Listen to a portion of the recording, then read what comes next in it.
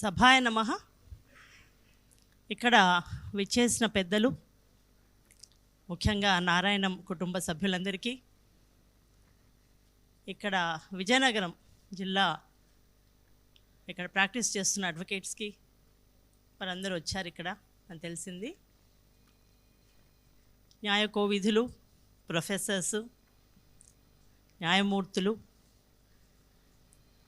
తర్వాత స్టూడెంట్స్, లా స్టూడెంట్స్, ఇక్కడ అదేంటి వేదాలని చదువుకున్న పిల్లలు కూడా పొద్దున వేద పండితం పారాయణం చేశారు. వారు జస్టిస్ నందా వెళ్ళిపోయారు. వారు యతిరాజులు గారు కూడా వెళ్ళిపోయారా? ఉన్నారు. జస్టిస్ యతిరాజులు గారు, తర్వాత హనుమంత్ రెడ్డి గారు, bar council member Telangana, Sridhar గారు, జస్టిస్ దుర్గాప్రసాద్ గారు, కృపాసాగర్ గారు, అండ్ వెంకటేశ్వరి అండ్ శుభ రాజేశ్వరి, అదర్ అడ్వకేట్స్, అందరికీ నమస్కారం. ఈరోజు ఇక్కడ విజయనగరంలో ఈ మందిర ప్రాంగణంలో ఉండడం నేను అదృష్టంగా భావిస్తున్నాను. ఎందుకంటే మా నాన్నగారు, నేను పుట్టినప్పుడు నేను హైదరాబాద్లో పుట్టాను, కానీ నా ప్రాథమిక దశ అంతా కూడా పాల్వంచలో జరిగింది. అక్కడ భద్రాచలం దగ్గర పాల్వంచలో జరిగింది. సో ఎక్కువగా శ్రీరామనవమి అంటే మేము భద్రాచలం వెళ్ళేవాళ్ళం, రాములవారి దర్శనం చేసుకునేవారం. అలాగా రాముని గురించి, రామభక్తి చిన్నప్పటి నుంచే మా అమ్మ నాన్న నాకు బాగా నూరిపోశారు. ఆ తర్వాత పెళ్ళయిన తర్వాత పెళ్ళి కూడా ఎవరిని చేసుకున్నాను అంటే రామభక్త హనుమాన్ని చేసుకున్నాను. అంటే పేరులో హనుమంతుడనే కాదండి, నిజంగా కూడా రామభక్తుడు. ఆయన ఫస్ట్ టైం కరసేవకి వెళ్ళి ఒక 4 రోజులు నైని జైల్లో గడిపొచ్చారు కరసేవకి. సో నిజమైన రామభక్త హనుమాన్నే పెళ్లి చేసుకున్నాను. అలాగా ఆ తర్వాత మా అదృష్టం ఏంటంటే నేను మా వారి మా ఇద్దరిది కూడా పునర్వసు నక్షత్రం, రాముడి నక్షత్రం. అండ్ నా పెద్ద కొడుకు పుష్యమి నక్షత్రంతో పుట్టాడు, చిన్నవాడు శతభిష. అంటే మన చిన్నాన్నగారు, మా నాన్నగారు, మా మామగారు, మా కుటుంబం అంతా కూడా రాముని యొక్క వాల్యూస్ తెలుసుకొని ఆ విధంగా నడవడికలో అలా ఉండాలి అని చెప్తూ చేస్తూ అలా పెంచారు. అందుకే నాకు రాముడు అంటే చాలా ఇష్టం. రామాలయం నిర్మితమైన తర్వాత అయోధ్యలో వెళ్ళాం, ఫ్లైట్లో వెళ్ళాము. అది దిగుతుంటే కిందికి చూస్తుంటే రాముడు జన్మించిన స్థానంలో దిగుతున్నాను, కాలు పెట్టబోతున్నాను అని ఆ భావనే నన్ను ఎంతో భావోద్వేగానికి గురిచేసింది. అంటే అది మన నరనరాన ఎంత ఉంది అనేది తెలుసుకోవచ్చు. ఇంతకుముందు ఇక్కడికి వస్తున్నప్పుడు కూడా వస్తూ ఉన్నాను, ప్రోటోకాల్ ప్రకారము మా దగ్గర వచ్చారు ముందర మా పోలీస్ కంట్రోల్ వాళ్ళు కూడా వస్తూ ఉన్నారు. సడన్గా ఏదో ఆలోచనలో వెళ్ళిపోయాను. ఇంతలో సైరన్ మోగింది. ఆ సైరన్ కూడా నాకు రామరామ అన్నట్టుగానే వినిపించింది. తర్వాత అనుకున్నాను ఏంటబ్బా ఇది అంటే ఆ రాముని యొక్క మహత్యం అటువంటిది. ఆయన ప్రాంగణంలోకి వస్తున్నప్పుడు మనం ఆ విధంగా తన్మయం చెందుతామనుకుంటాం. ఈరోజు ఇక్కడ we have assembled here to discuss about Ramayana and law. This legal conclave is the first ever conclave, such an enclave. So it's really a rare opportunity for all of us to meet and discuss about Ramayana and the values of Ramayana, which are relevant to our present day, modern day society, our constitution, our present legal system. అవి ఎంతవరకు relevant అనేది discuss చేయడానికి legal conclave అనేది పెట్టారు. So it is very apt that we have all legal luminaries here. We have judges, retired judges also here, sitting judges. Morning Justice Nanda has given you the details of all how her own perspective of how Ramayana has given some legal principles to all of us, how they are relevant today. ముఖ్యంగా mediation పైన చేస్తూ how it is relevant today, how the instances of Ramayana, instances of mediation in Ramayana give us a bird's eye view of how a mediation should be, and if mediation fails, what happens, the consequences of failure of mediation అనేది బాగా చెప్పారు. So మనం ఇప్పుడు రామాయణం అనేది, రామాయణం అంటే ఏంటి? రాముడి కథ, రాముడి యొక్క లైఫ్. రాముడు ఒక్కడేనా అందులో ఉన్నది? కాదు, రాముడితో ముడిపడి ఉన్న వారందరూ ఉన్నారు. వారందరి జీవితం నుంచి మనం ఏం నేర్చుకోవచ్చు, ఏమి చూడాలి, అందులో ఏం నేర్చుకోవాలి అనేదే రామాయణం. సో ఆ రామాయణం నుంచి మనకి ఏం నేర్పిస్తున్నారు, ఏం వస్తోంది, ఏం తెలుస్తుంది అంటే, అన్నిటికంటే ముందు మనకు తెలుస్తుంది ఏంటంటే ధర్మం. రామాయణం అంటేనే ధర్మం. ధర్మం అంటే ఏంటి? వాట్ ఈజ్ ధర్మ? ధర్మం అంటే ప్రిన్సిపల్స్. ఇప్పుడు ఇంతకుముందు నన్ను, తర్వాత జస్టిస్ నంద గారిని మమ్మల్ని ఇంట్రడ్యూస్ చేస్తున్నప్పుడు ధర్మము, ధర్మదేవతలు అన్నారు. కాదు, మేము న్యాయదేవతలం మాత్రమే, న్యాయమూర్తులం మాత్రమే, దేవతలం కూడా కాదు. వీఆర్ ఓన్లీ న్యాయమూర్తులం. ఎందుకంటే మేము న్యాయం చట్టం పరిధిలో ఇస్తాం. ధర్మబద్ధంగా ఇవ్వాలని మాకు లేదండి. మేము ఇవ్వాల్సింది న్యాయబద్ధంగా, చట్టబద్ధంగా ఇవ్వాలి. అడ్వకేట్స్ ఉన్నారు ఇక్కడ, చెప్పచ్చు. ఒక ఇన్స్టెన్స్, న్యాయము, చట్టము, ధర్మము, ఈ మూడింటికి డిఫరెన్స్ ఏంటి? ధర్మమే కదా, న్యాయమైనా ధర్మమే కదా అని అనొచ్చు. ఇవి మూడిట్లో చిన్న వేరియేషన్ ఉంది. ఏంటి? ఇద్దరు స్నేహితులు ఉన్నారు, రాముడు శ్యాముడు. ఒకతను బాగా డబ్బు ఉంది, ఒకతనికి డబ్బు లేదు. అతను డబ్బు లేని అతను వివాహం చేయాలి, పిల్లవాళ్ళ వివాహం చేయాలి, నాకు డబ్బులు కావాలని మిత్రుడిని అడిగాడు. మిత్రుడు డబ్బులు సహాయం చేశాడు. తర్వాత మిత్రుడే కదా ఇస్తాడులే అని చెప్పి అనుకుంటూ అతను కూడా ఎప్పుడు అడగలేదు.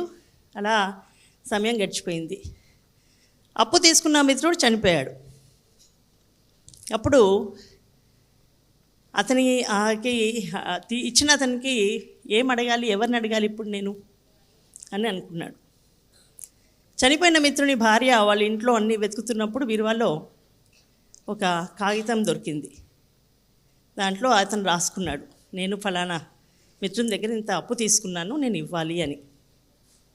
ఇప్పుడు ధర్మం ఏం చెప్తుంది? ఆమె అయితే, అరే నా భర్త అప్పు తీసుకున్నాడు కాబట్టి మనము ఈ అప్పు తీర్చాలి, కుటుంబంలో మనందరం కలిసి అప్పు తీర్చాలని ధర్మం చెప్తుంది. న్యాయం కూడా అదే చెప్తుంది. చట్టం ఏం చెప్తుంది? Law of limitation.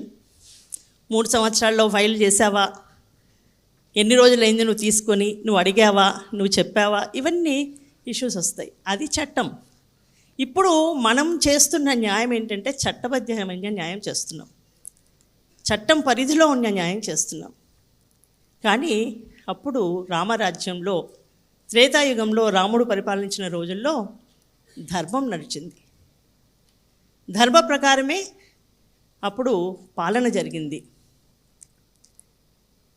కైకేయికి ఇచ్చిన మాట కోసం దశరథుడు తనకిష్టం లేకపోయినా తనకెంతో ప్రీతిపాత్రుడైన రాముణ్ణి దేశం నుంచి వెళ్ళిపోమని చెప్పాల్సి వచ్చింది.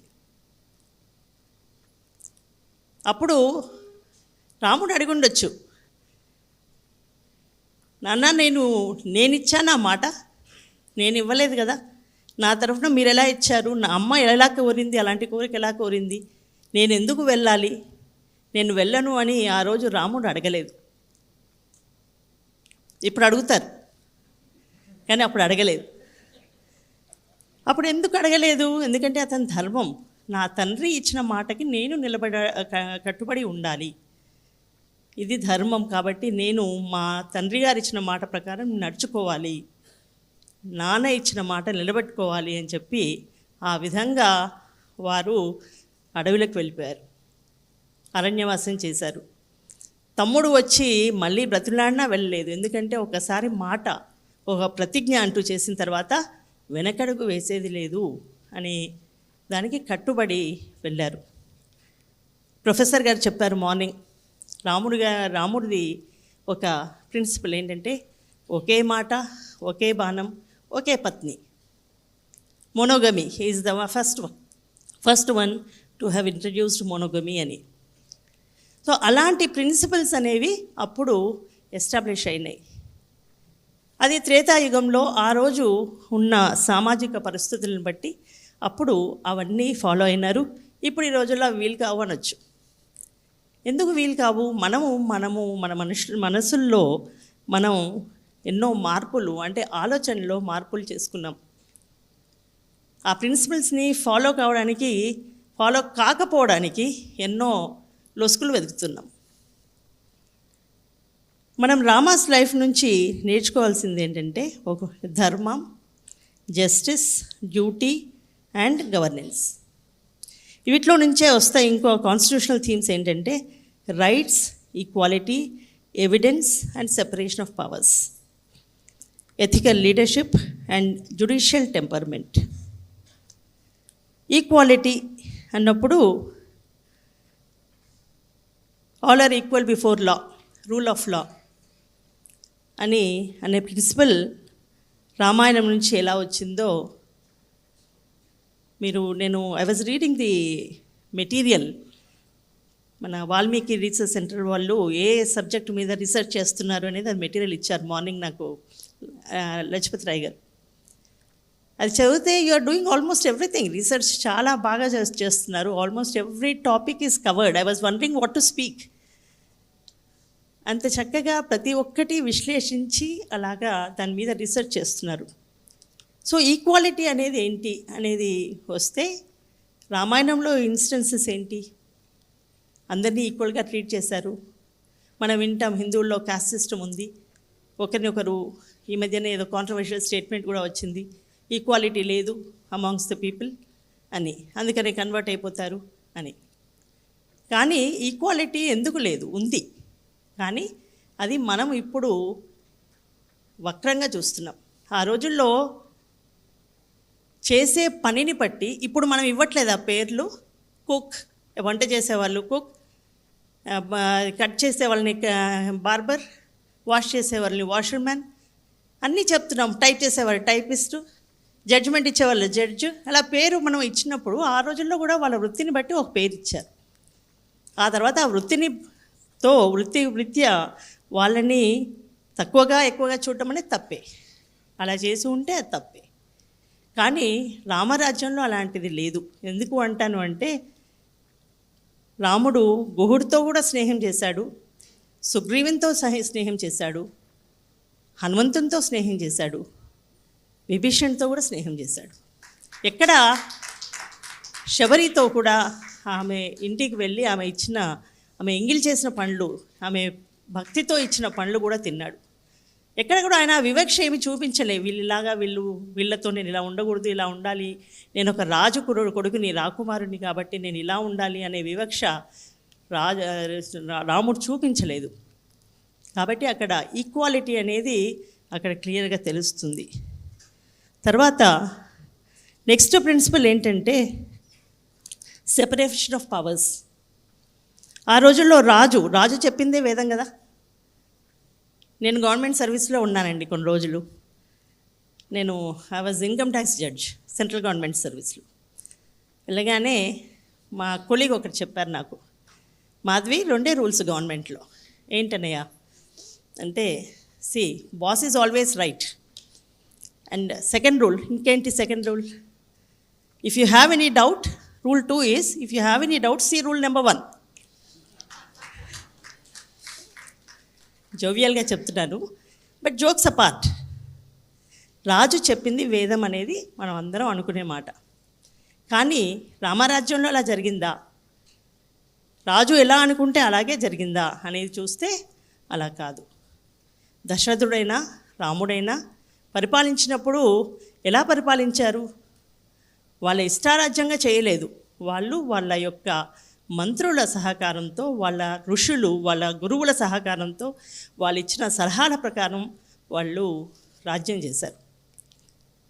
విశ్వామిత్రుడు వచ్చి రాముణ్ణి పంపించు, నాకు యుద్ధం చేయాలి, అందరూ తాటకి అంతా కూడా నా యొక్క యజ్ఞాన్ని పాడు చేస్తున్నారు అంటే, దశరథుడు చిన్న పిల్లలు, ముక్కు పచ్చలారని పిల్లలు, వీళ్ళని నేను పంపించగలనా, పంపించవచ్చా అని సంశయిస్తున్నప్పుడు ఆయనని, కాదు నువ్వు పంపించాలి, నీ పిల్లల్లో ఉన్న శక్తి నీవు ఎరగవు, గురువుకు తెలుసు, గురువు పిలుస్తున్నాడు కాబట్టి నువ్వు పంపించాలి అని నచ్చచెప్పి పంపించింది ఎవరు? వశిష్ఠుడు. He played the role of as adviser. So ఆ విధంగా ఎవరు నా పిల్లలు నేను ఆ పిల్లల్ని పంపించాను, నేను పంపించేదే లేదు, తగ్గేదే లే అనుకున్నారనుకోండి, ఆ రోజు మనకిప్పుడు ఈ రామాయణం అనేది ఉండేది కదంటే, ఆ రోజుల్లో అలాంటి భావనలు లేవు. ధర్మం ప్రకారము ఎవరైతే మనకి అడ్వైజ్ ఇస్తారో వారి యొక్క ధర్మం ప్రకారం ఇచ్చిన అడ్వైస్ని పాటించాలి అనే తత్వం ఆ రోజుల్లో రాజుల్లో ఉంది. అందుకే ఇప్పుడు మనం దాన్ని రామరాజ్యం అని పిలుస్తున్నాం. ఇన్ని శతాబ్దాలు అయిపోయినాక కూడా మనం ఇంకా గుర్తు చేసుకుంటున్నాం. త్రేతాయుగం ఎప్పుడు, మనం ఇప్పుడు ఉంటున్నది కలియుగం ఏంటి?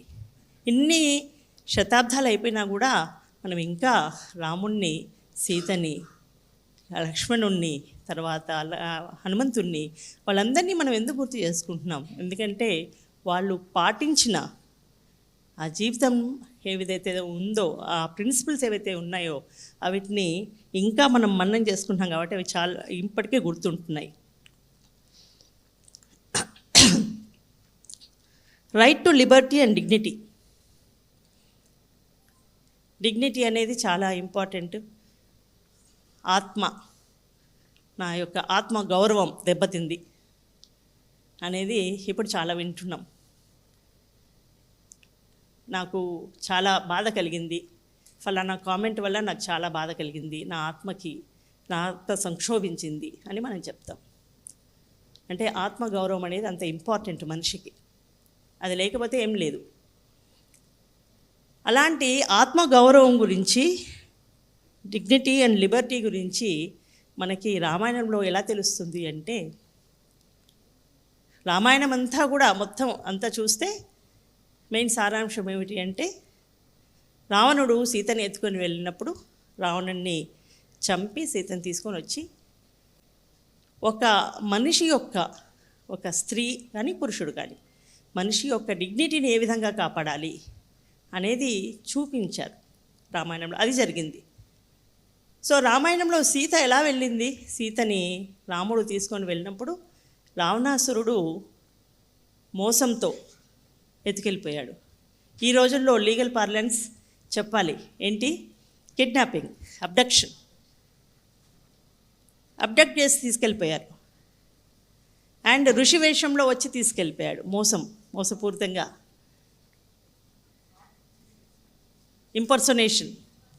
ఇంపర్సనేట్ చేసి, కిడ్నాప్ చేసి, అబ్జెక్ట్ చేసి, తీసుకెళ్ళి కన్ఫైన్ చేసి, అగెయిన్స్ట్ హర్ విల్ కన్ఫైన్ చేసి ఆవిడ యొక్క లిబర్టీని హరించాడు రావణాసురుడు. అలాంటప్పుడు రావణాసురుడికి మెసేజ్ పంపించి, నువ్వు మా సీతను పంపించేసాయి, మా సీతను ఒక్కదాన్ని మేము తీసుకొస్తే చాలు అని అనుకుని ఉంటే రావణుడు ఆ యుద్ధం జరిగి ఉండేది కాదు. అంటే ప్రొద్దున జస్టిస్ నందగారు మాట్లాడుతూ, మీడియేషన్లో రావణాసురుడి దగ్గరికి హనుమంతుడు వెళ్ళాడు, అంగదుడు వెళ్ళాడు, విభీషణుడు చెప్పాడు, ఇన్ని చెప్పినా రావణాసురుడు వినలేదు, కాబట్టి ఇలా జరిగింది అని మీడియేషన్ యొక్క ఎఫెక్ట్ చెప్పారు. కానీ వీళ్ళందరూ చేసినా కూడా రాముడు యుద్ధం ఎందుకు చేయాల్సి వచ్చింది, ఎందుకు చేశాడు అంటే, తన భార్య ఒక్కతే కాదు, ఎవరైనా ఒక స్త్రీ కానీ ఓ పురుషుడు కానీ వారి ఇష్టానికి వ్యతిరేకంగా ఏదైనా పని జరగడం అనేది అది ధర్మ విరుద్ధం. ఒక వివాహిత స్త్రీని అలా తీసుకెళ్ళి బలవంతంగా అక్కడ ఉంచి ఆమెకి ఇష్టం లేకుండా ఉంచడం అనేది ధర్మ విరుద్ధం. కాబట్టి అలా చేసిన వారిని శిక్షించాలి. ఆ శిక్ష అనేది అందరికీ కూడా తెలియాలి అనే ఉద్దేశంతోనే మనకి రామరావణ యుద్ధం అనేది జరిగింది. That's where we know about the liberty and dignity.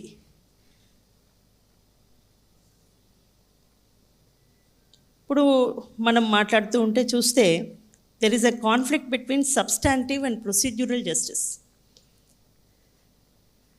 Substantive justice ఏంటంటే న్యాయం జరగాలి, ఫలానా వారిని వాడు వచ్చి కొట్టాడు లేకపోతే చంపేశాడు. మనకు తెలుసు కసబ్ మంచిగా వీడియోలో మనకందరికీ కనిపించింది, చంపిన రోజే కనిపించాడు, వీడియోలోనే కనిపించాడు, చంపేశాడు, ఎంతమందిని చంపేశాడు రైల్వే స్టేషన్లో ఫటాఫట్ ఫటాఫట్. అయినా మనం వెంటనే ఉరి తీయలేకపోయాం. ఎందుకు? We needed procedural justice also had to be followed. We had to give him an opportunity అనొచ్చు. నేను కూడా అనుకుంటాను, ఎందుకు అవసరమా అదంతా అని. అన్ని రోజులు వాడిని జైల్లో ఉంచి మనం అవన్నీ చేయాల్సి వచ్చింది, ఎంత ఖర్చు పెట్టామో, అన్నీ అవసరమా? కానీ to create a confidence in the people, minds of people about the system, justice system, we had to do it. అలా చేయాలి. సో ఈ కాన్ఫ్లిక్ట్ అనేది మనకి రామాయణంలో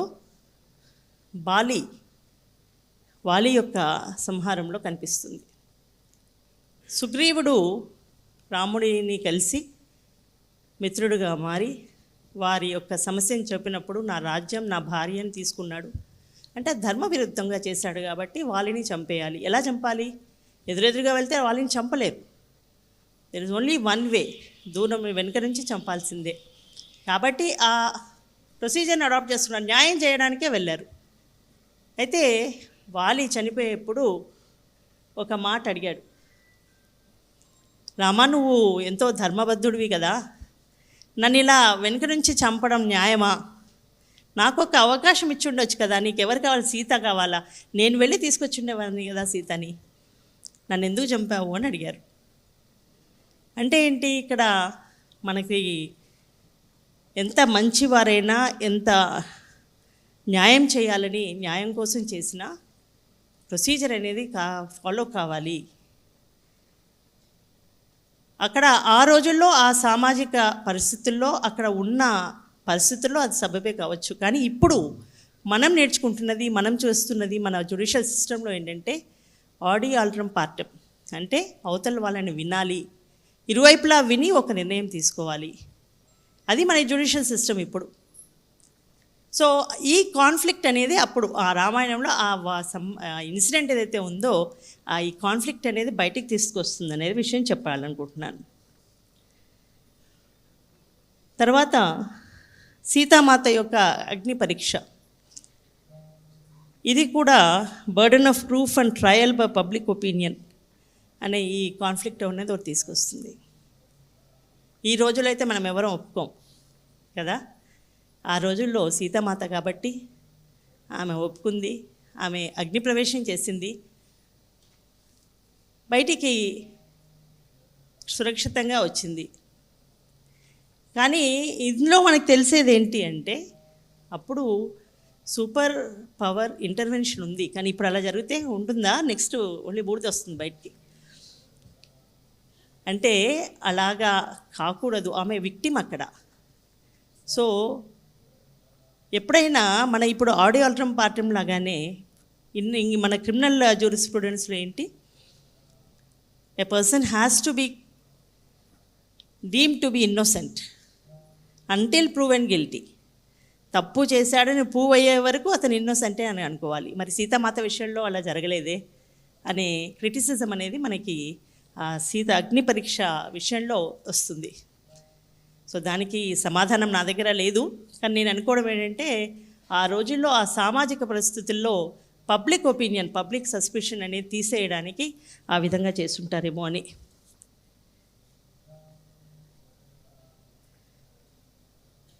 ఇవన్నీ ప్రాక్టీసెస్ ఉన్నాయి కాబట్టి మనం శ్రీరామచంద్రుని మర్యాద పురుషోత్తముడు అని పిలుస్తాం. పురుషోత్తముడు, పురుషుల్లో ఉత్తముడు అంటే అన్ని విషయాల్లో ఒక కొడుకుగా, ఒక అన్నగా, ఒక భర్తగా, ఒక రాజుగా ప్రతి ఒక్క పాత్రని ధర్మబద్ధంగా నిర్వహించారు శ్రీరామచంద్రుడు.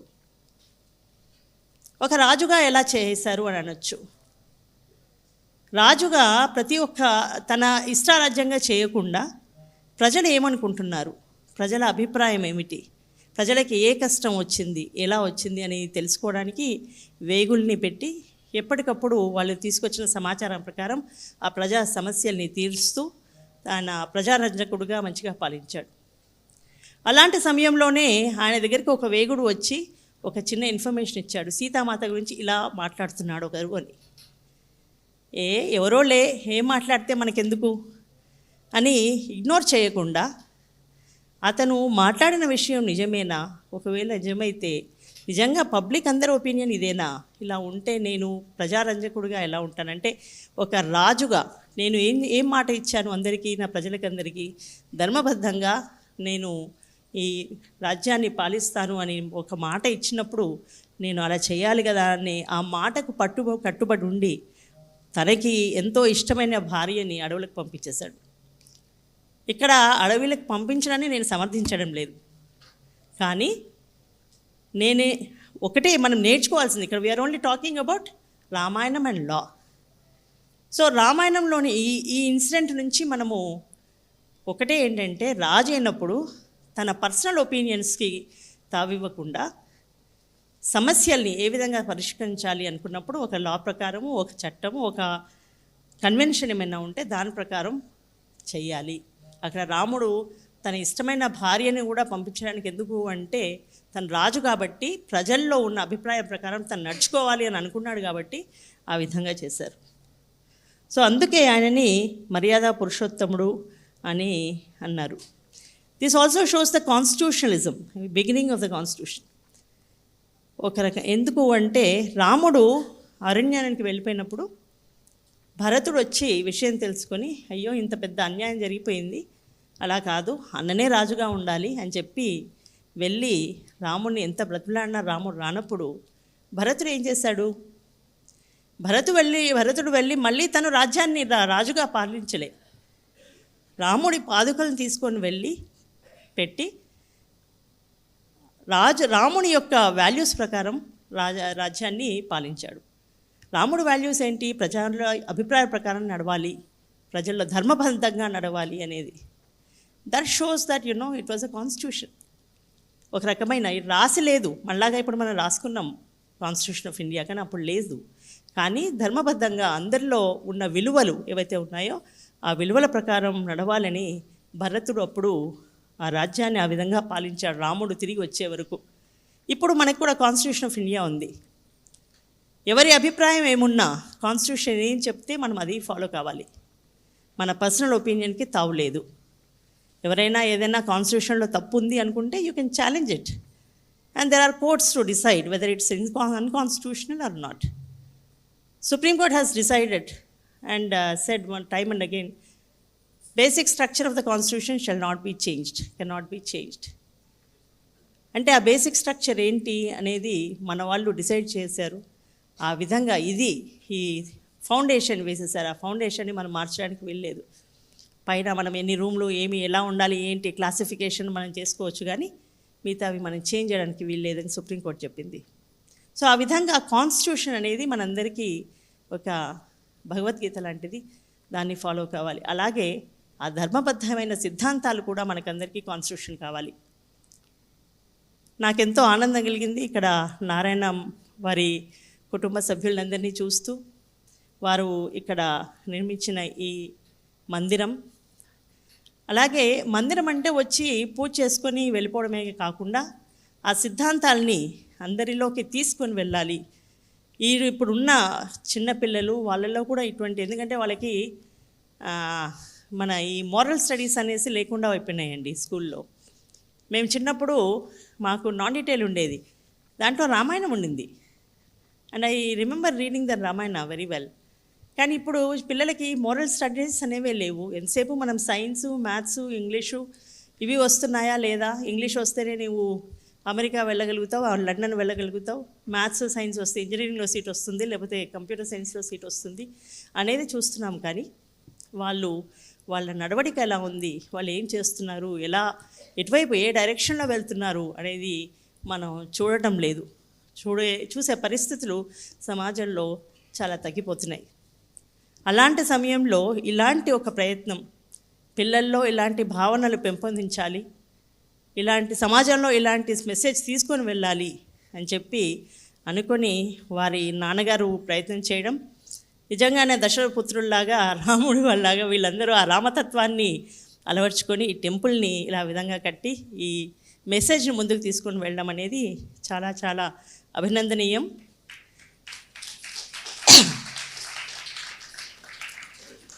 అండ్ అంతకే ఊరుకోకుండా ఈ వాల్మీకి రీసెర్చ్ సెంటర్ అంటూ పెట్టి ఆ తత్వాల్ని చాలా సూక్ష్మంగా పరిశీలించి అందులో డిఫరెంట్ అంటే ఆ పర్స్పెక్టివ్ ఆ రోజుందో లేదో కానీ ఇప్పుడు మనం దాన్ని ఇప్పటి పరిస్థితులకు అనుగుణంగా అన్వయించుకోగలిగితే అవి and if you see the architecture of the design of the temple also అది ధనస్సులాగా ఉంది. ఒక బాణమంచున హనుమంతుడు ఉన్నాడు. అది డిజైన్ చాలా నచ్చింది నాకు, ఎందుకంటే you want to send a message to the society and Hanuman is the person, a messenger who will do it successfully. So మీరు ఆ బాణమంచున హనుమంతుడిని నిల్చోపెట్టారు. బాణం వదిలితే హనుమంతుడు వెళ్ళి చూసి రమ్మంటే కాల్చి వచ్చాడు. మీరు ఇప్పుడు వదిలే బాణంలో హనుమంతుడు ఇంకేం చేస్తాడో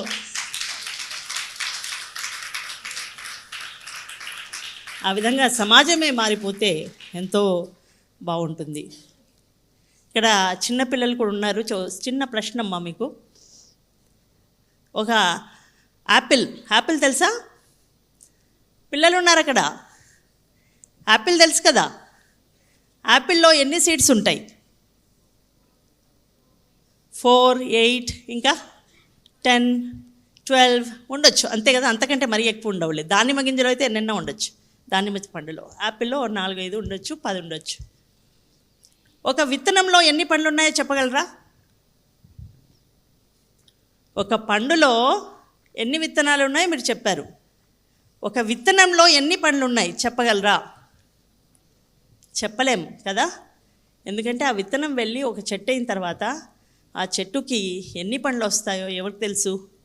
అలాగే ఈ ప్రయత్నం ఏదైతే మీరు చేస్తున్నారో అలాంటి ప్రయత్నమే అని నేను అనుకుంటున్నాను. ఇంకా ఎన్నో ఇలాంటి ప్రయత్నాలన్నీ మరింకా చేస్తూ దీన్ని ఒక మహావృక్షంలాగా అభివృద్ధి చేస్తూ ఈ రామతత్వాన్ని, ఈ రామరాజ్యాన్ని తీసుకురావడానికి ప్రయత్నంలో మీ భాగం ఏదైతే ఉందో దాన్ని అభినందిస్తూ ఈ అవకాశం నాకు ఇచ్చినందుకు మీకు ధన్యవాదాలు తెలియజేసుకుంటూ సెలవు తీసుకున్నాను. ధన్యవాదాలు.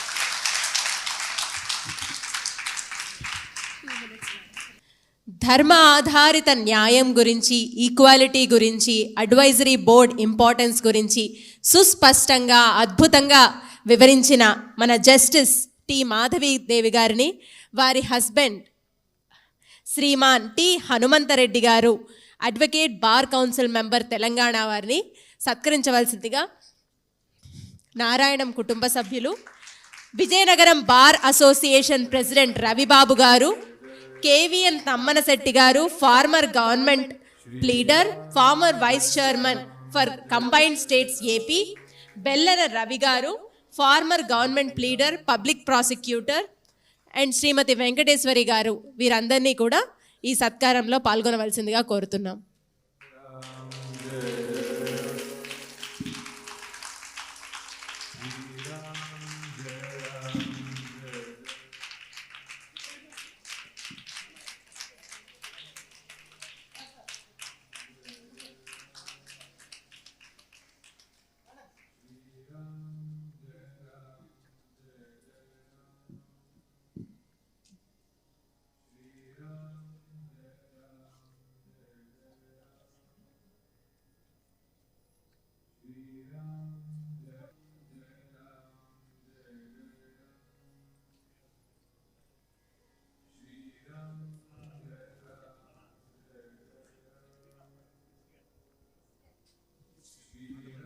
Sir, honourable minister Shriman Kondapalli Srinivas గారిని కూడా వేదికను అలంకరించి ఈ సత్కారంలో పాల్గొనవలసిందిగా కోరుతున్నాం.